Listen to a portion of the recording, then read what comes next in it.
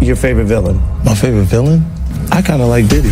When people say I'm a troll, I say, I don't know why you're saying I'm trolling people. I'm doing what you've conditioned me to do. Jaguar Wright has finally broken her silence on 50 Cent's explosive documentary about Sean Combs, and her reaction is raising serious eyebrows.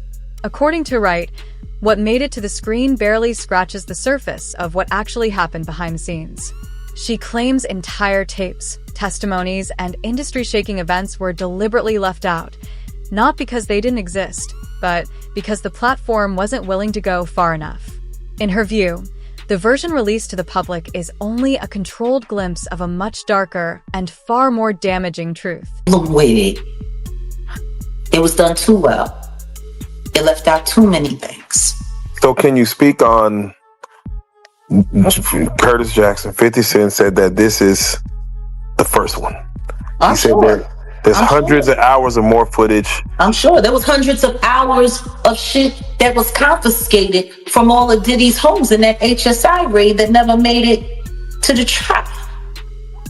I wonder where it made it to. Jaguar Wright has now followed up with an eye-opening interview, revealing what she says was deliberately cut from 50 Cent's documentary. After watching it, she reached out to Gene Deal, the one person she believes truly knew Sean Combs behind the scenes. As Diddy's former bodyguard, Gene claims he witnessed violence, intimidation, cover-ups, and the powerful figures who were consistently protected. So, when Jaguar realized Gene was completely missing from a film positioned as a reckoning, it immediately raised red flags. According to her, speaking with him finally exposed the deeper story, one she says Netflix wasn't willing to show. Would you call the documentary educational, informational, entertaining? What would you say this documentary? Gaslighting. Gaslighting. And it's sad because there's a lot of stuff in there that's true. But there's enough left. The timing of the documentary's release and its reliance on recycled stories raised red flags almost immediately. Jaguar Wright argues that the goal was never to uncover new truth, but to control the narrative. By leaning on old footage, familiar incidents, and stories the industry had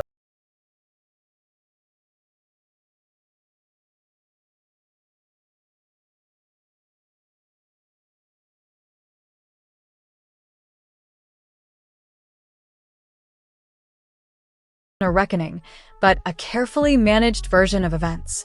The story isn't over. I agree. Like, that's the thing. The story's not even being told. Because in order to tell the actual whole story, you would have to include everyone that is involved. But no, this is about saving the industry and blaming it all on Diddy. Saving the industry and blaming it all on Diddy. Okay, Diddy's going to jail. He's going to do his time. I don't know what that appeal is looking like right now. Because see, the one thing that all of this documentary shit is doing is definitely fucking up his possibility for an appeal to get out early. Especially with the judge and them and the appeal board having to look at the footage of him sitting there with Mark Agnifilo, pretty much working on how to fix the trial. And for him to be watching the feds watching him. Yeah, filming the feds. Film. According to Jaguar Wright, Sean Combs was positioned as the perfect fall guy, the one name the industry could safely place at the center of everything. She points out that CNN allegedly had footage showing Diddy's violent behavior toward Cassie Ventura for more than a decade before it ever became public. And yet, she notes, federal authorities like the FBI only moved once key statutes of limitations had already expired. The documentary conveniently avoided all of this, sidestepping the most important question of all. If Diddy was truly the focus of a RICO investigation, where were the co-conspirators? And why weren't the bigger players ever named? They did what they needed to do in this documentary. The whole objective of this documentary was to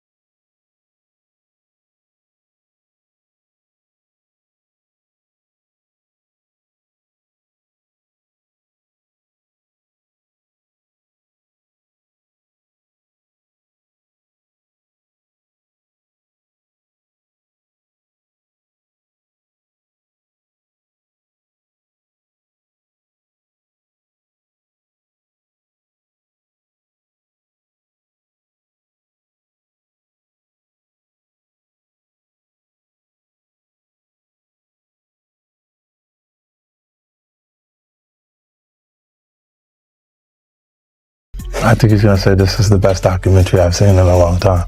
Because you'll see people saying that. I mean, he may feel a different way about pieces and bits of it, but he knows the truth. One of the documentary's biggest selling points was the promise of unreleased footage that 50 Cent claimed to have secured.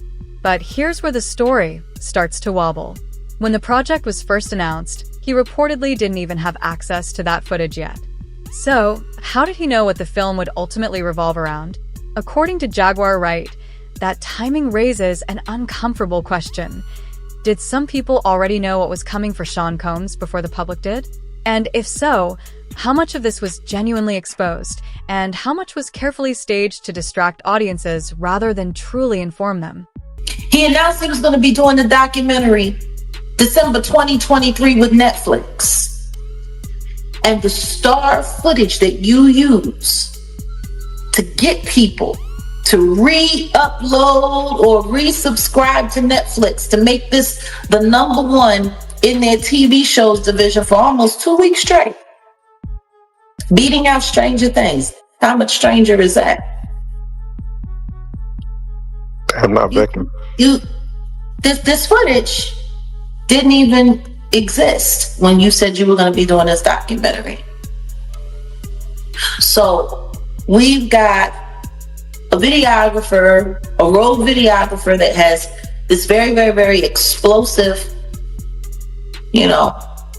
very explosive footage of him literally sitting on camera, planning how to go after survivors, how to poison the jury pool, how to fix his trial in advance before he's even arrested. I mean, is anybody not forgetting when Mark Agnifilo was sitting there talking to the sons in the hallway, and they're sitting there filming, and he's sitting up there. Yeah, well, see, what we got to do is we got to go and we got to put countersuits on all of these people. We have to create lawsuits ourselves. He's sitting there talking about creating lawsuits to affect public perception. Gene Deal ultimately declined to participate in the documentary after realizing that 50 Cent didn't actually have creative control. According to accounts shared afterward, Gene was the one holding the most concrete evidence, but after a roughly 45-minute conversation with 50, it became clear that decisions about footage, compensation, and which stories could even be told were being dictated by Netflix and the production team. Believing the truth would be filtered, reshaped, or watered down, Gene chose to walk away, leaving what he says is the real story untold. Going to spare no cost in doing this because he wanted to tell the story, and they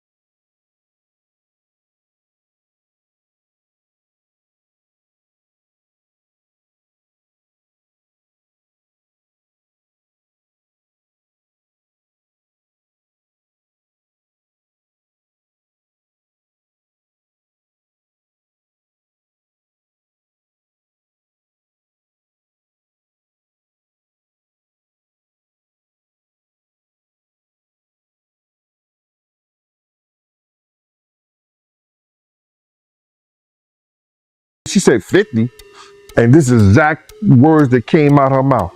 50 does not determine what goes in and go out of this documentary. And he definitely don't pay. He determine what somebody get paid. It's not his documentary like that. I was like, oh, so if it's not his documentary and I spoke to him like that, I don't need to be doing nothing with you because I'm doing this on the strength of him. But you gonna pay me if the 50 didn't have the power to do anything, but they using his name to like push the whole documentary. And that's what it was about. So that's why you don't see a cameo other than the pictures they used of me on the film in the documentary. I got like 3 or 4 pictures in the documentary that I've seen of myself. You know, some people say they saw more, but I know three different times where I was certain places that you could actually see me in the documentary, and that's the only thing you're gonna get. But the stories that they told in the documentary, bruh, come on. They could have went a whole lot deeper. They could have did a whole lot more. Gene Deal has publicly stated that he stands by everything Jaguar Wright has said and insists he wasn't speaking in theory or speculation. According to Deal, he possessed tangible proof. Videos, photographs, documents, and material he says were collected over many years. He claims he brought this evidence directly to a production team, expecting it to be examined seriously. But when he asked for fair compensation for his time and materials, he says he was dismissed. In his view, the goal was never full transparency.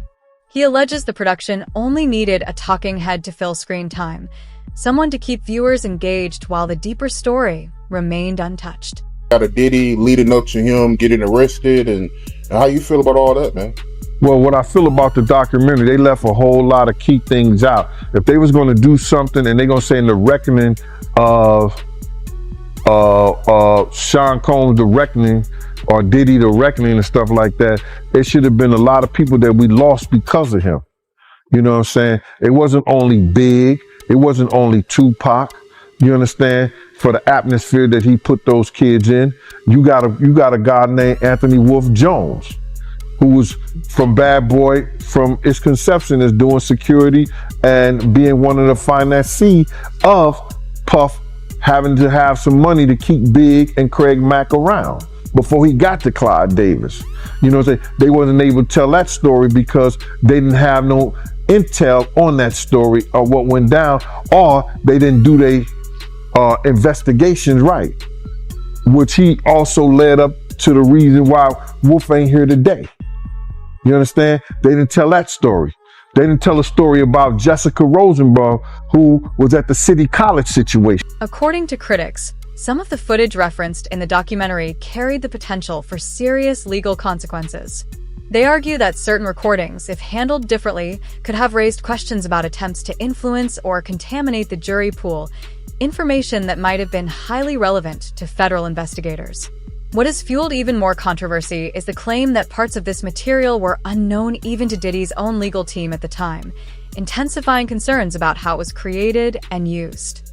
Viewers have also questioned the documentary's presentation of how this footage was obtained, with some accusing Netflix of smoothing over critical details and leaving audiences without a full understanding of the circumstances. Can you imagine if they had had any testimony from Little Rod and the footage that he had from that incident, that firearm incident where the guy G was damn near mortally wounded and was losing his life, and the footage that he had from that? Can you imagine if that had been shown to the jury?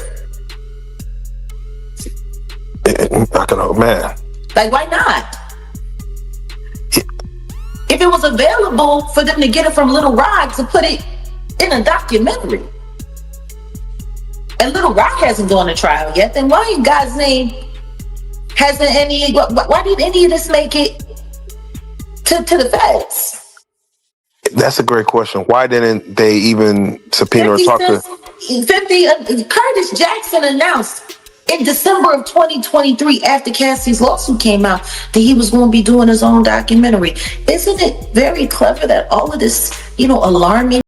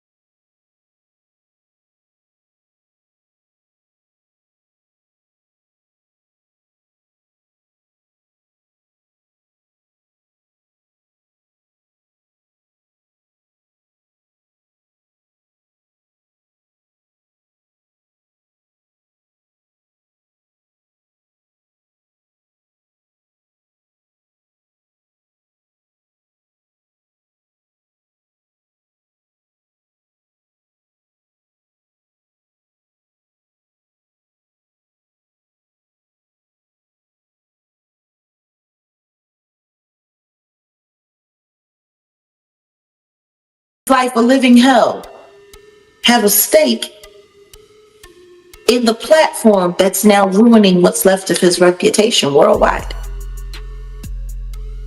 But after this, one outcome the documentary appears to have achieved, according to legal analysts and critics, is putting serious pressure on Diddy's chances on appeal. The inclusion of previously unseen footage has sparked debate, particularly scenes that seem to show him strategizing with his legal team and discussing potential next moves that could carry additional risk. What intensified the backlash was the revelation that some of these conversations were allegedly recorded without his lawyer's knowledge.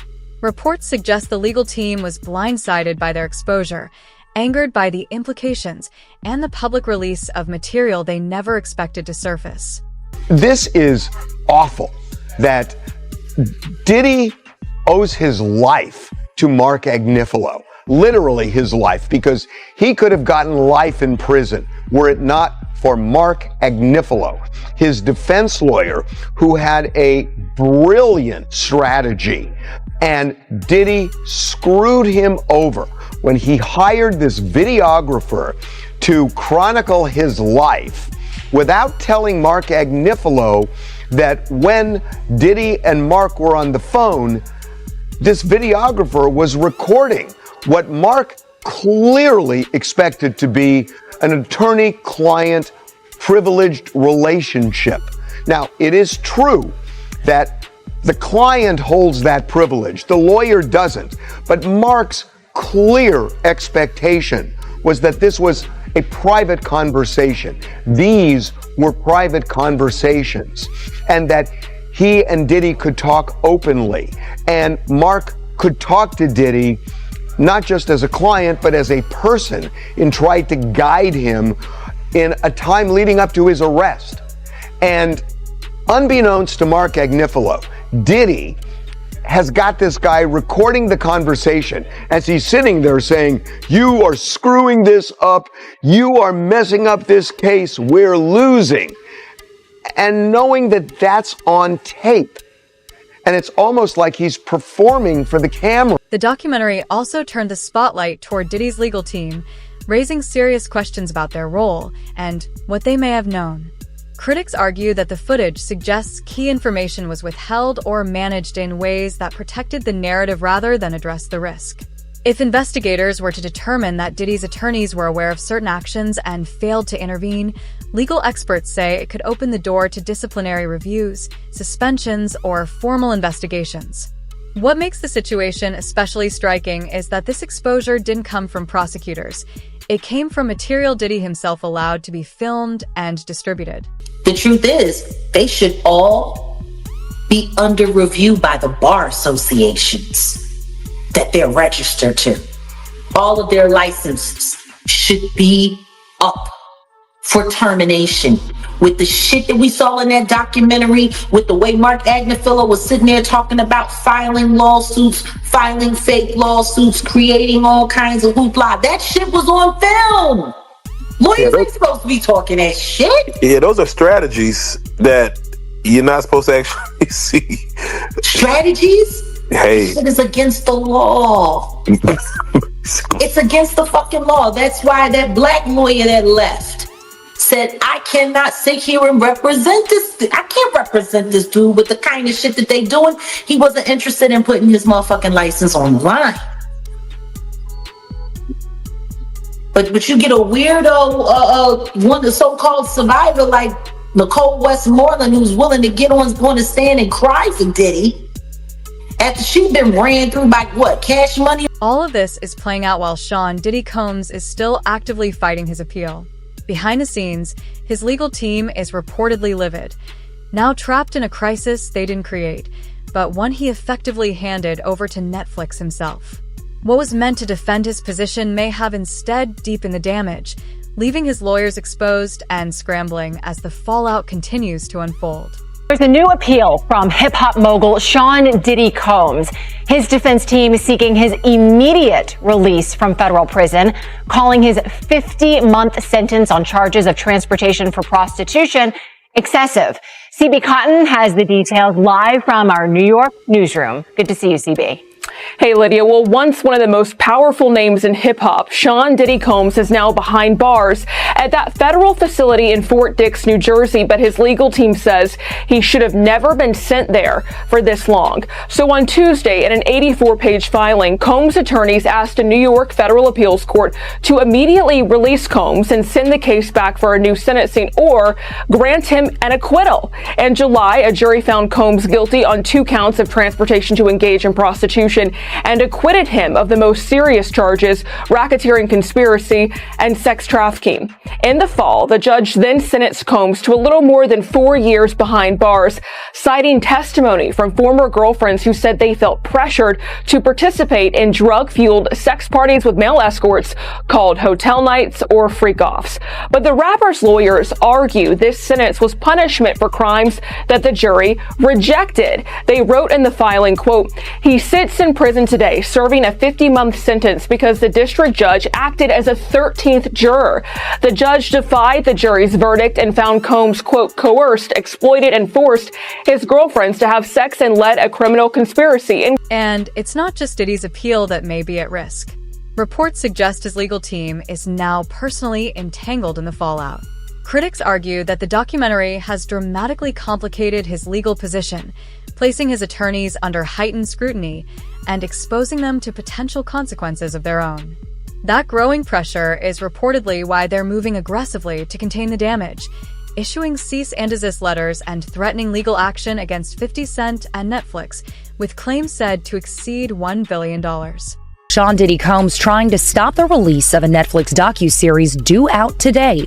We have to find somebody that'll work with us that has dealt in the dirtiest of dirty business. The series contains never-before-seen footage of Combs debating strategy with his lawyers in the days leading up to his arrest in New York last year. I am going to let you professionals look at the situation and come back to me with a solution. It also includes video of Combs greeting fans in Harlem. Off my back. Long as you win, I'm gonna win. Long as you win, we win it. I'll accept it. And then saying this about the interaction moments later. I need some hand sanitizer. Hold on. I got it. I've been out in the streets amongst the people. Yeah, I gotta take a bath. Like the amount of people that actually I'm coming in contact with, like that's what I have to do. You know what I'm saying?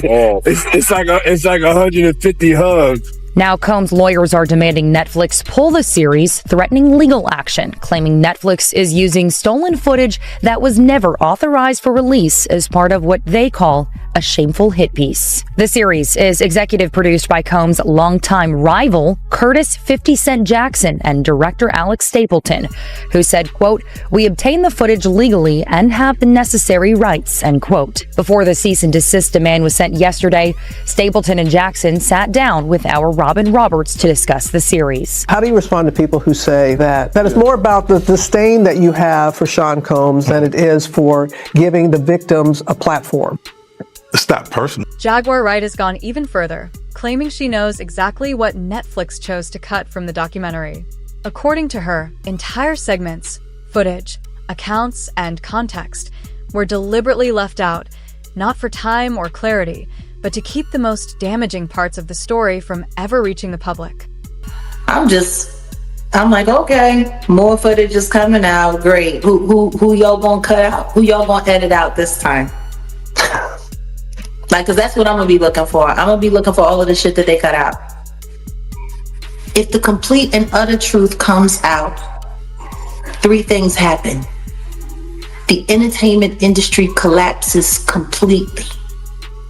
Millions, possibly billions of advertising dollars don't get made.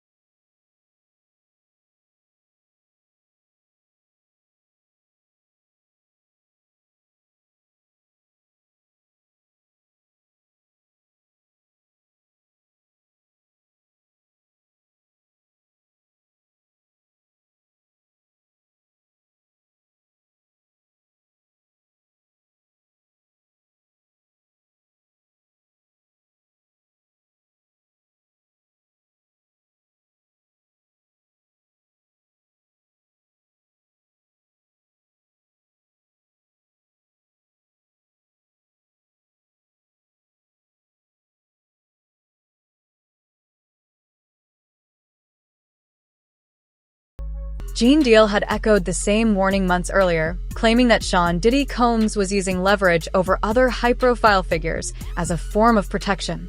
According to Deal and Jaguar Wright, the issue was never about one individual alone.